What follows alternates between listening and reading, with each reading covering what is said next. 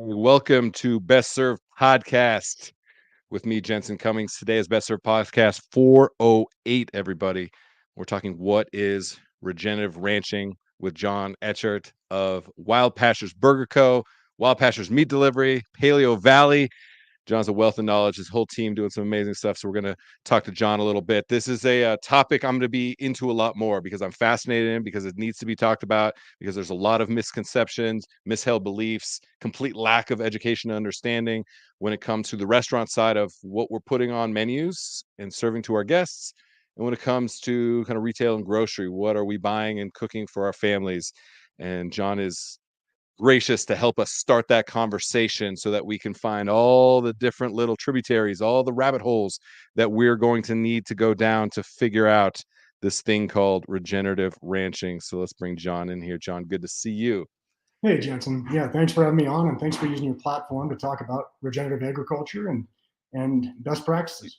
You know, when you and I talked, there was light bulbs going off left and right. I was realizing how much the work matters. I was realizing how little I knew as somebody who's been in the restaurant industry and buying meat for so long.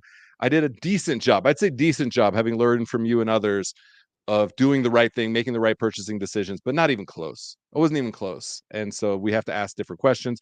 I think chefs and restaurants especially have an opportunity, maybe even an obligation, to kind of be stewards for their community, for their ecosystem, for their agriculture, for their soil, for the animals, all of it. So you and I are going to lay down some groundwork today for everybody. Let's start with the big question. What the hell is regenerative ranching? Because we hear these terms of regenerative agriculture, regenerative ranching, industrial agriculture, sustainable meat, and we don't quite know what they mean. They seem complicated, so we just go back to buying what we've always bought. And it's time to make probably some different decisions if you understand what's at stake, pun intended, when you're making these decisions. All right, you get into it. I'm off. Tell us, what is regenerative ranching? Yeah, well, absolutely. So, I mean, it's good to understand, the current state of industrial ranching and farming and what that is doing to the environment, what that's doing to soils, and then how do we solve this going forward? How do we create an environment, an agricultural environment that we can, continue to feed ourselves and our future generations? And the solution to that is regenerative practices.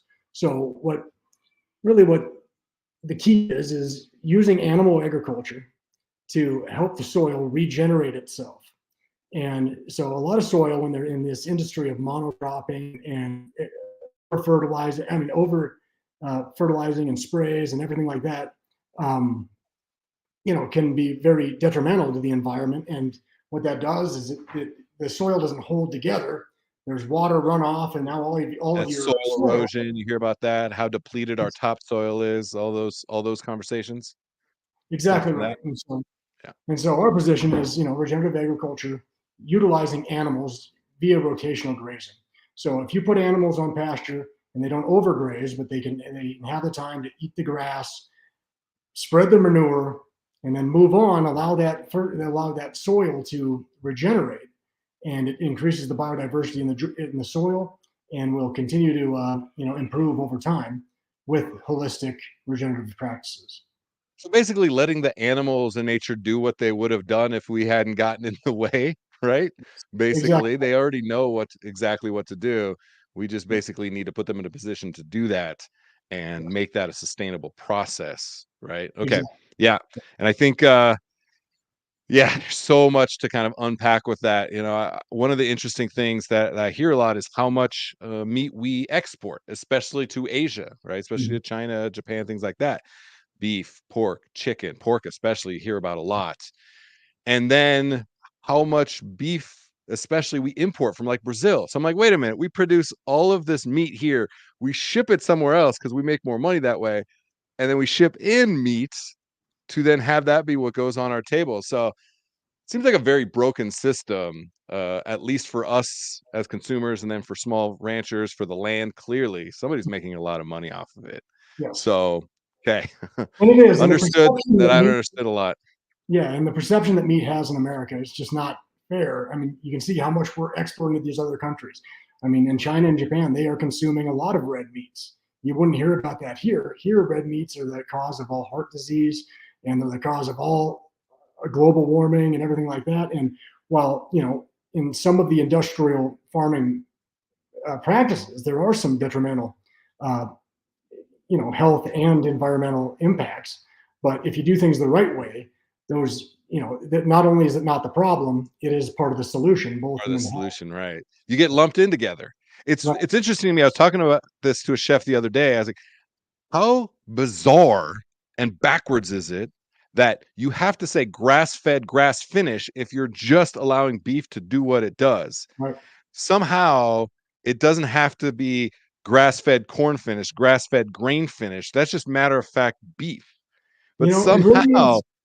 Yeah. it's It really backwards, right? It's backwards. it's backwards, and it's just this world of marketing that we live in, and there's just greenwashing. So you give a marketer something, they want to sell something even though it's not special. They can defend a grass-fed piece of meat even though it was corn finished, because that's a fact. Every head of cattle in the country is grass-fed, and you can make Yeah. that claim. So now Right. we have to say grass finished, and you can go into the same kind of things with chicken practices. We sell pasture raised chicken exclusively. But somebody in the supermarket might see, free range. That sounds pretty good. But all that Yeah. means is that these chickens have access to the outdoors. Happens to be that the access to the outdoors is a tiny door to a concrete slab on the south side of the Right. building with no Right. water. There's no reason those chickens would ever go out there. So, but because of the greenwashing, the consumer doesn't really understand what they should be buying and what they shouldn't, even if they care about the mission.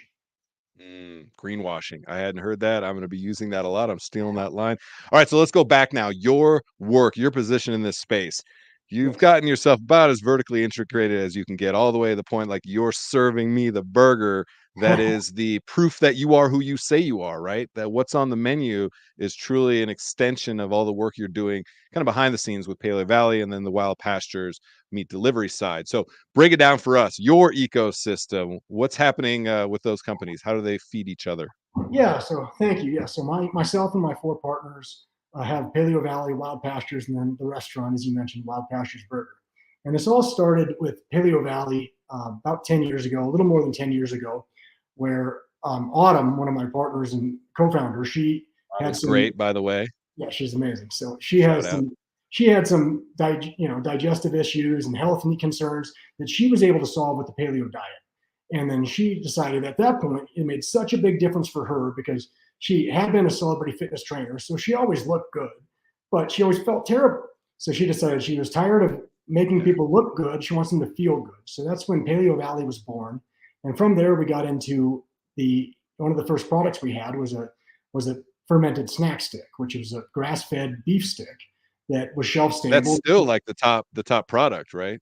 It certainly is, yes. So we got Yeah. into that, and still the flagship product. But then as we started to sell that, we had a lot of customers reach out and say, we would love to eat grass-fed meats and pasture-raised meats, but we just can't get them where we are. So at that point, we were still hungry for more pain and more businesses. So we thought, let's Gluttons for punishment. yeah, exactly. So let's get out of this. Let's not focus as much on the shelf stable logistical game of shipping stuff via USPS. It can take a few days or a few weeks and be fine. Let's start shipping frozen meat around the country. So we started working with some of the connections that we made in the industry when sourcing the beef sticks, and we met a lot of people. And then Wild Pastures was born, and since then, that's grown to a fairly large business, and we started very regional with that because of the logistical challenges. Now we're nationwide, and because of that, we've expanded our network. We work with producers all over the country, and we frequently have producers reaching out to us and asking us how they can be involved. We can help them with their best practices.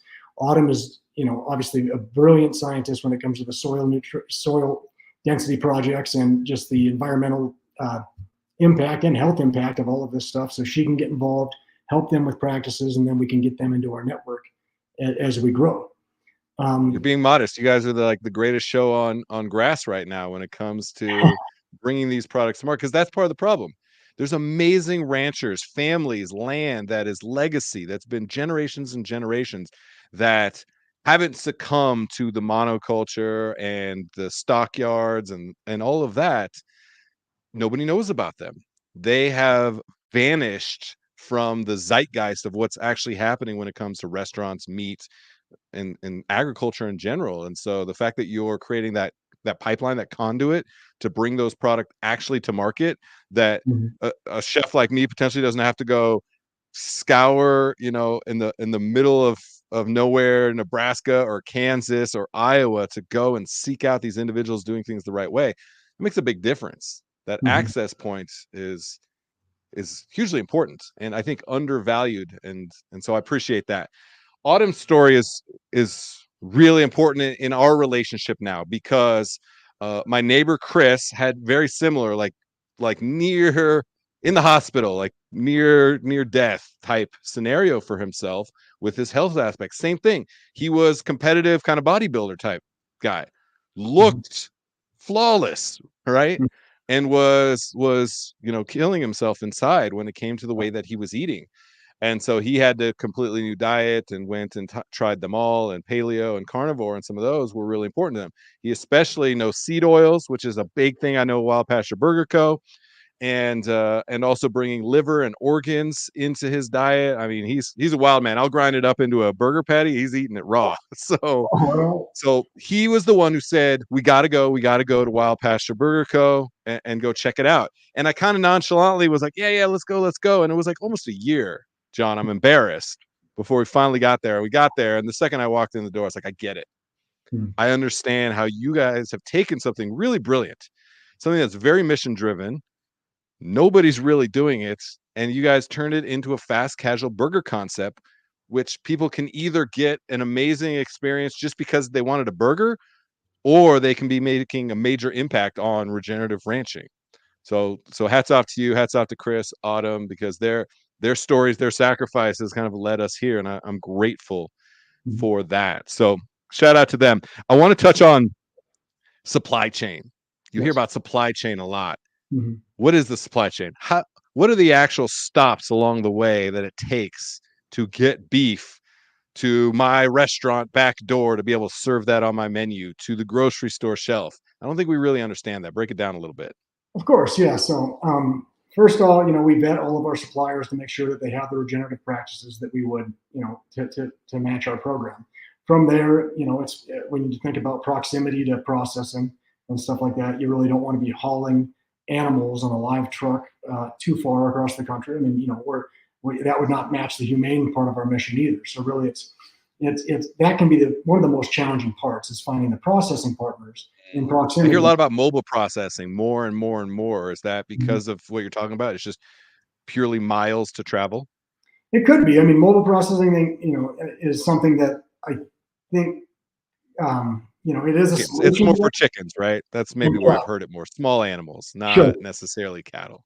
Yeah, small animals, and I'd say at lower scale, I think would be the case. So, and scalability is, an issue too. I mean, we worked with a lot when we started. We started with, one cattle provider, one processor, and and we just got to the point where now we have this one little thing, but we're shipping Colorado cattle over to people in California. This doesn't make much sense. Why don't we try to get a little more regional? So we try to have regional producers, regional processors, and try to stay as close to the end consumer as possible.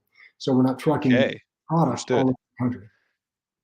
Understood. Oh, okay. So then break that down for us a little bit. When you're thinking geographically, I think, I don't know, we're thinking time zones, we Mhm. think in East Coast, West Coast, we think in a lot of different ways. How are you thinking about regionality? Where now are those hubs, and or where should they all be kind of once you have your infrastructure set? Yeah, that's interesting. I mean, we started off being we wanted to be very local, so everything would be completely regional, and then we got to the point where as we scaled, we had to go more to a full 48 state model out of one processor, just as we scaled because we just didn't have the customers all Yeah, over the you're in a country. chicken and egg game right there for sure. Exactly. And now Yeah. we're reached a level of scale to where we're delivering to the lower 48 states. Back. We have 4 distribution centers across the country, and now we can go back to regional. We can keep the cattle and the pigs and the chickens closer to where they came from without trucking frozen product across the country unnecessarily. And where are those areas right now for you? How did you kind of like pick the darts in the map? A lot of it, came from the relationships that we made from Paleo Valley's meat sticks. So we just got to know a lot of producers and just conversations. Currently, we process in Wisconsin, Kentucky. We have some processing in Idaho, Arkansas. I mean, it's scattered across the country. North Carolina, we're up in New England. So we really have partners across the country at this point. I mean, you got to go to where people are doing it right.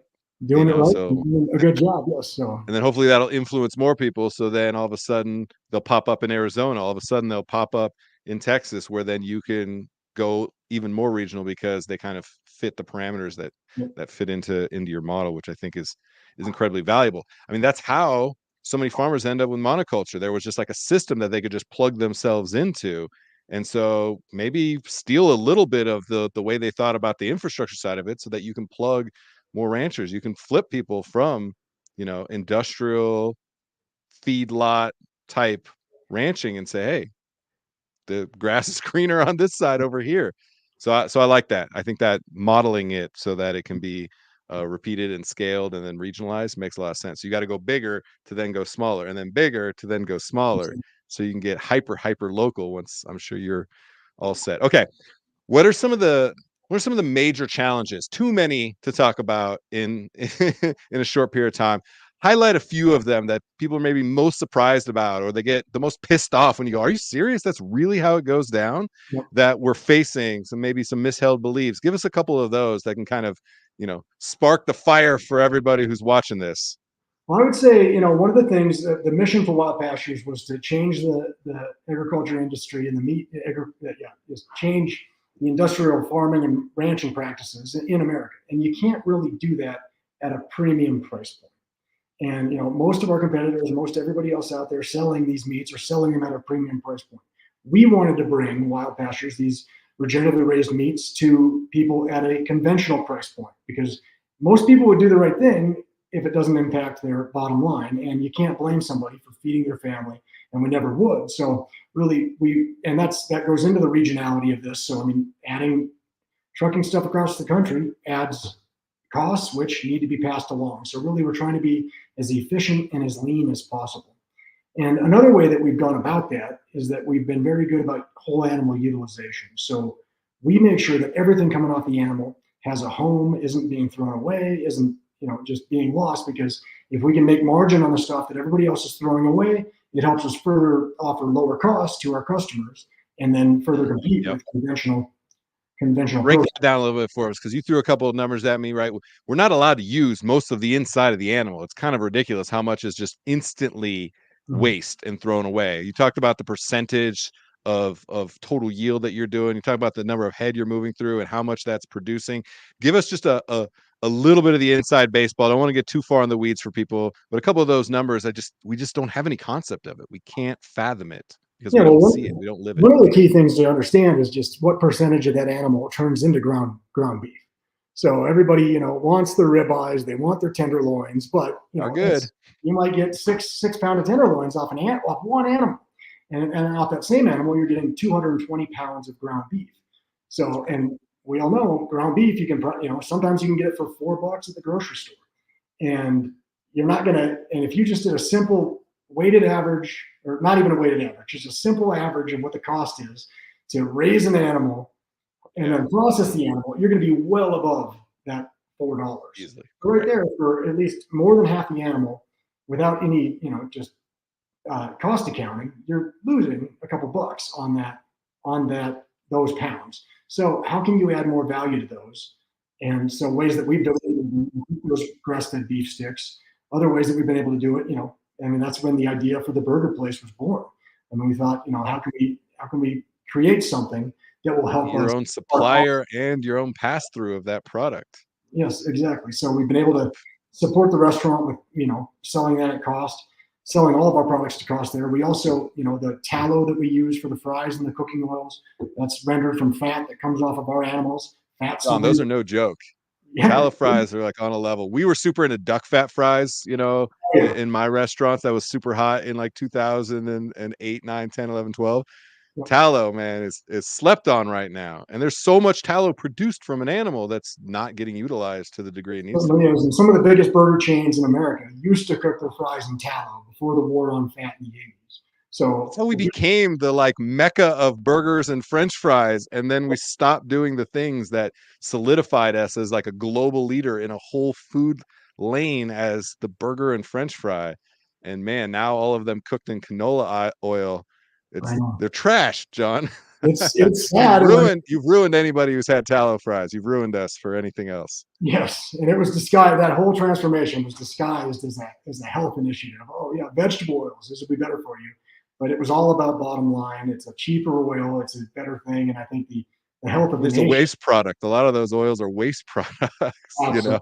Yeah. So Like, really and waste disappointing. product is probably putting it nicely. They're borderline like chemical byproduct, but you Yeah. know, here nor there, I guess. With Yeah. again, we're it's a difficult place we're in because the more you learn, the more you realize you're eating so many things you shouldn't be eating. But it's Mhm. also really hard to get so preachy and judgmental to your point of like the decisions that people are making just to feed their families. Mhm. And there's this balancing act that I'm constantly trying and struggling with that. How do I educate? How do I explore and learn from people like you and go down these rabbit holes into these places that sometimes I don't like what I find? Mhm. Sometimes I realize that I was part of the problem. We have to be able to do that because I think that's the only way that we're going to heal. That's the only way we're going to be able to do anything different. And the fact that you're making it a smart business argument, that's the important part, Mhm. right? Like I think there's lots of emotional pull and things that we can get people to that point. But how do we make it a sustainable practice and a smart business practice? That's what I think we're going to learn a lot more from you on. So I appreciate that. A couple more things, you know, we'll talk for maybe another 10 minutes here. A couple more things I wanted to touch on with the approach that you have at the restaurant itself. I know you're not day to day in the restaurant, but a lot of great stuff. Go to Wild Pasture Burger Co. And check out just the mission. You know, just like reading your mission is both inspiring and troublesome. You know, it's like, oh man, we like got some real work to do. So you touch on that, both industrial agriculture, both on the plant based, because I think sometimes plant based is looked at as purely more healthy or better for the environment. Not necessarily so, and then obviously the animal based, but we touched on soil erosion, climate change. You know, the big thing right now, the EPA I know is putting a lot of emphasis and a lot of funding towards sequestering carbon in the soil and the impacts that that type of grazing you talked about can have on those pesticides, fertilizer, water pollution. So just again, high level, how big of an impact can regenerative ranching actually have on those systemic kind of issues in our environment? Yeah, I'm glad you mentioned that because when I was talking about regenerative agriculture before, I didn't mention the impact in carbon sequestration. I got you. Well, beef is being blamed for a lot of global warming, but if you exercise rotational grazing, you can actually, you have more biodiverse soil, you grow more grasses, and what do grasses consume? They consume carbon dioxide. That carbon goes out of the air back into the ground where it belongs. So really, I mean, it's part of the solution as far as lowering the amount of carbons in the atmosphere and putting that back into the ground. So I mean, that's a very important thing to think about. It is a logistical challenge. It is a challenge to think about how you could do this everywhere. But there also are some studies that would suggest that if we continue on this path of monocropping, there might be 60 harvests left. So it seems that we should focus on rebuilding that soil to extend that life. That's a scary number. 60 harvests. What does that mean? Is that 60 years? Is the harvest a year? What's that? That's right, 60 years. So if we continue without Yeah. intervention to improve our soil health and allow it to rebuild itself, it is a grim figure. And I mean, Oh, that's okay. We need a little bit of that, you know, like feel like we've just been high on the hog for a long time and it's time to, you know, make choices. Whatever choices you make, just know that you're making a choice and feel that you can justify that choice one way or the other. I think is going to be the way that people are thinking about purchasing and making decisions for what they're putting in their bodies and feeding their families and their communities, all those things. Like that's not taking away from the traditions that are really only a generation, two generations that have completely flipped our approach to food in a lot of negative ways. And so I think thinking about that moving forward it can take, to your point, another generation or two where we can flip it back, and that's a real opportunity. So there's opportunity here. Even if we're talking about grim circumstances sometimes, like Mhm. that means that there's an amazing chance for generations to be able to make different choices that have amazing consequences, Mhm. not just dire consequences. So I love that. You're giving us an opportunity there. Some of that is a little bit scary and daunting for people sometimes, It but is, and we're all in this together, man. We got this one little marble here, I agree. Yep. And I mean, that's really, I mean, the mission of Wild Pastures is to support the ranchers, the individual family ranchers, that they would all do this. Nobody knows their land like they do, and they want to do the right thing. But everybody has to eat, everybody has to survive, and so you cannot do it when you talk about sustainability of agriculture. Sustainability means everybody has to make money all the way down. Part of it. You Yep. can't squeeze these families, so they have to make money. The processors have to make money. We have to be able to make enough money to deliver it to our customers at conventional prices. And if we can do that, more people will vote with their dollar and really make a difference to drive more change, get more people signing up to support regenerative practices. I mean, they don't need to work for Wild Pastures to do the right thing. I mean, we're happy to rise the tide, and Though. the tide rises all ships, and people doing things that are up. Yes. So we're happy to pioneer that, or at least do our part of that. That little bit. We got a couple minutes left here. You mentioned those ranchers. Let's talk about, are there any stories of specific ranchers, or the type of rancher you're like, this is just the best peoples you could imagine, those kind of people? Because I think, to your point, they sometimes, maybe there's like two things that they know big ag, and that's a whole scary, industry. And then they know Yellowstone, and they don't know ranchers in between that. Like, you know what I mean? So give us a little bit of that. What is it when you get to go out there? And I know you have family history in that arena as well. What's it like to be able to go out there and talk to a rancher, and the reverence that they have for their animals and their land and their water source and the streams and creeks that go through their land, and how lush the grass is? Like, it is emotionally and financially moving to them. Talk about that for just a minute. Yeah, and that is something that's very personal to me. Personal to me. My family ranched in northeastern Montana for over 100 years. My father was doing practicing rotational grazing in the 70s. He brought a very famous advocate of the practices, Alan Savory, up to Glasgow, Montana I in the know 80s. Alan. Yes. Yeah, so Alan went up to my dad brought him up there to speak on a panel back in the mid 80s to Wow. help educate more people about these practices and the impact on the land and the soil. And as it goes to the ranchers and farmers we like to work with, a lot of them, we get to meet them. They as the pandemic came along, they tried to go direct to consumer. Now they're trying to be online marketers. And one of my favorite quotes is from a dear friend of ours and pig farmer that we use. I mean, he doesn't want to be involved in that. He just wants to sit under an oak tree and watch his pigs all day. And I mean, Come on. obviously, farmers and ranchers work a lot harder than that. He doesn't just sit under the Right. tree. But that's what he wants to do. He wants to have a connection with the land, connection with the animals, and do what he loves to do. So it's a fantastic partnership when we can focus on what we do well, which is the logistical side of things, the marketing of these things to get them to where they need to go to support the cause. Hey, that's it. So our mission now, John, together, and everybody who's watching this, listening to a clip of this, sees it on Instagram, TikTok, doesn't matter where, right? You hear this, our goal is to have more ranchers, more families be able to sit under that oak tree, watch their pigs, their kids grow up, all of that. Like, that's a mission I think we can get behind. Like, we all are trying to just make our way through this crazy world, trying to take care of our families, take care of our community, do something that matters, that makes a difference. So the fact that you all are creating, again, that supply chain, it's not Mhm. just this ethereal thing that just happens and I snap my fingers on my Cisco app and poof, my ground beef from Brazil walks in my back door. There's a lot of decisions, choices that get made through that, and a Mhm. lot of impact that happens through that. So, John, man, really appreciate the work that you're doing, and we got a lot more to talk about, my friend. Yeah. Well, thanks, Jensen. Yeah, thanks for getting the word out. I'm happy to be on here, and yeah, appreciate it. And whoever that rancher is that's sitting under the oak tree, if they have if they have Wi-Fi out there, I'd love to just plop a laptop in front of him and do an interview with him from the oak tree. Don't know if we can make that happen, but you never know. Yeah. All right, everybody. Again, this was Best Served Podcast 408. What is regenerative ranching? Many more questions, many more answers, many more stories to come from this with John Etchart of Wild Pastures Burger Co., Wild Pasture Meat Delivery, Paleo Valley. John, appreciate you, everybody, for tuning